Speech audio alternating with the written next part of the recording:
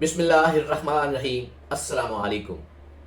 ला शरीक है वो रब जिसने हम जैसों को अपना महबूब बख्शा, रहने के लिए पाकिस्तान और अमल करने के लिए फुरकान हमीद। अजीज दोस्तों, आज के इस व्लॉग में हम जिक्र करेंगे पाकिस्तान के तमाम चीफ और आर्टिकल 6 नाम नहाद सहाफ़ी और उनके अबू की मुलाकात, पाकिस्तान का इक़्तिदार और बंदर बांट। अजीज दोस्तों, पाकिस्तान के एक नाम नहाद सहाफ़ी मुनीब फारूक साहब की मुलाकात अपने अबू के साथ हुई। मुनीब साहब फरमाते हैं कि मैंने अबू साहब से पूछा कि जनाब पाकिस्तान का क्या बनेगा, पाकिस्तान की सूरत हाल कोई इतनी अच्छी नहीं है, अब तक तो इक़्तिदार मुंतकिल हो जाना चाहिए था, अब तक तो हुकूमत के कोई खद्दोखाल नजर आ जाने चाहिए थे, जबकि अभी तक ये नहीं हो सका। अबू साहब फरमाने लगे कि मुनीब साहब आप परेशान ना हो, ये हमारा काम है, हम इसको देख लेंगे, हम इसको कर लेंगे। मुनीब साहब कहने लगे कि अबू जी ये कैसे मुमकिन है, क्योंकि जिन लोगों ने विक्ट्री स्पीच दी है, जो लोग हुकूमत बनाने का सोच रहे हैं, उनके पास अक्सरियत नहीं। जिनके पास अक्सरियत है, जिनके पास फार्म 45 हैं, उन लोगों को आप नजदीक नहीं आने दे रहे और उन लोगों पे उसी तरह ही सख्तियां हैं। अबू जी कहने लगे कि जिनके पास ये फार्म 45 है, वो इन पे पकोड़े रख के खाएं, उनका कुछ नहीं बनेगा। उस वक्त तक कुछ नहीं बटा जाएगा उनका जब तक वो कानों को हाथ नहीं लगाते और अपनी इस रोश से तौबा नहीं करते, जब तक वो इस कौमी धारे में जो हमने तरतीब दिया हुआ है, जब तक वो इस कौमी धारे में नहीं आते, तब तक उनका यही हाल रहेगा। दूसरी तरफ जो दूसरी 2-3 पार्टियां हैं, पाकिस्तान पीपल्स पार्टी, मुस्लिम लीग नून और महाजिर कौमी मूवमेंट, इनको खुली छुट्टी दे दी गई है कि वो अपना इक़्तिदार संभाले और अपने अपने हिस्से का वो इक़्तिदार लें। मनीर साहब ये सुनकर बहुत परेशान हुए कि ये कैसे मुमकिन है, ऐसा नहीं हो सकता, किसी भी मुहज़्ज़ब सोसाइटी में अबू जी ऐसा तो नहीं होता। तो अबू जी ने कहा आप परेशान ना हो, ऐसा ही होता रहा है, ऐसा ही होगा। जो दूसरी बात है पाकिस्तान का इक़्तिदार और बंदर बांट, मुस्लिम लीग नून और पीपल्स पार्टी, इस वक्त आप बंदरों की तरह लड़ते हुए आपको नजर आएंगे, जो अपने अपने हिस्से का सेव करने के लिए एक दूसरे पे लफ्जी गोलाबारी भी कर रहे हैं। मुख्तलिफ वजारतों पे लड़ाई हो रही है, मुख्तलिफ ओहदों की छीना झपटी शुरू है। आज मुहतरम जनाब बिलावल साहब ने कहा कि हम किसी के साथ कोई इत्तेहाद नहीं करेंगे, अगर किसी ने इत्तेहाद करना है तो वो हमारी शराइत पे करना है। मुस्लिम लीग नून को ये बिल्कुल वाज़ेह पैगाम दे दिया गया है कि अगर आपने हुकूमत बनानी है तो वो हमारी शराइत पे बनानी होगी, जैसा हम कहेंगे वैसा करना होगा। और मुस्लिम लीग को इनकी शराइत बारे में नहीं है, इनकी शराइत पे अमल करते हुए वो तो तबाह और बर्बाद हो जाएंगे।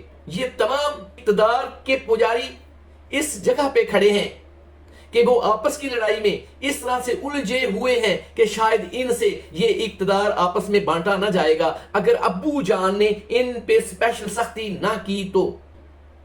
पीपल्स पार्टी की अपनी डिमांड है कि हमें कि सदारत भी चाहिए, चारों सूबों के गवर्नर भी चाहिए और स्पीकर भी चाहिए, कौमी असम्बली का स्पीकर भी चाहिए और सेनेट का चेयरमैन भी चाहिए। और दूसरी तरफ वो परेशान है, अगर ये सब सारे सरकारी आईनी ओहदे इनको दे दिए गए तो हम क्या करेंगे। पाकिस्तान की तमाम गालियां, पाकिस्तान के अवाम की तमाम टेंशनें वो हमारे सर पे, और ये करेंगे इक़्तिदार इंजॉय। ऐसा तो नहीं हो सकता। अब देखो कि इनके अबू इनमें जो मुदाखलत करके इनको एक लाइन पे लाते हैं तो क्या फार्मूला देते हैं।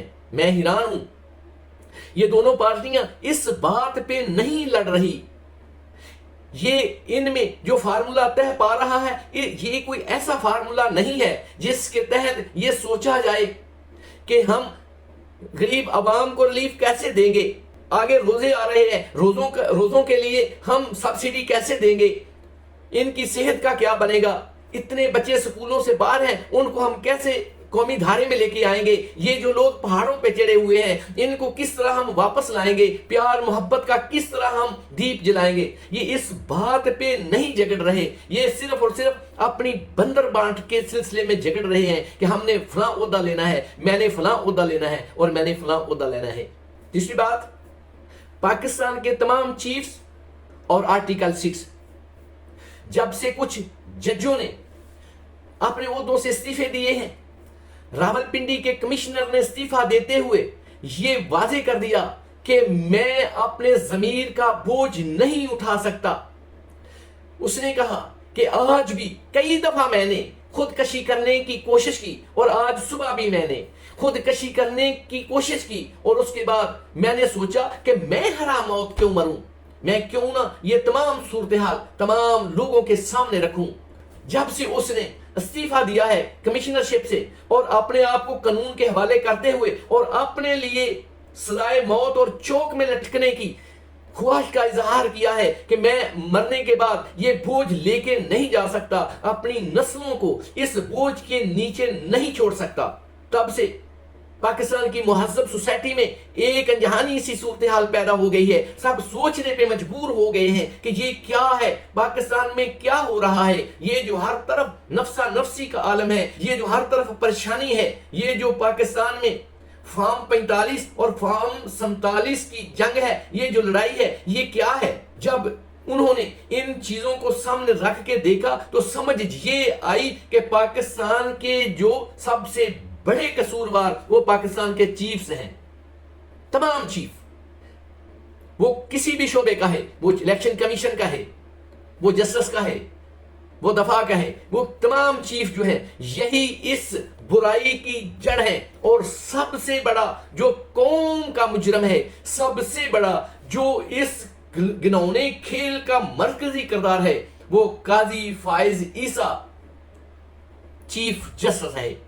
पाकिस्तान की महज़ब सोसाइटी के तमाम लोग इस चीज पे मुतफिक हो रहे हैं। अगर इन तमाम चीफ्स के खिलाफ आर्टिकल 6 नाफिज कर दिया जाए, इन पे आर्टिकल 6 लगा दिया जाए और इनको मंतकी अंजाम तक पहुंचाते हुए सजा दे दी जाए तो 25 करोड़ अवाम की जान छूट जाएगी। सबसे पहले इस्लामाबाद डी चौक में काजी फाइज ईसा को लटकाया जाए, उसके बाद हालात खुद बहुत ठीक होना शुरू हो जाएंगे और पाकिस्तान जो है वो अमन प्यार मोहब्बत का गहवारा बन जाएगा और हम इस परेशानी से निकल जाएंगे।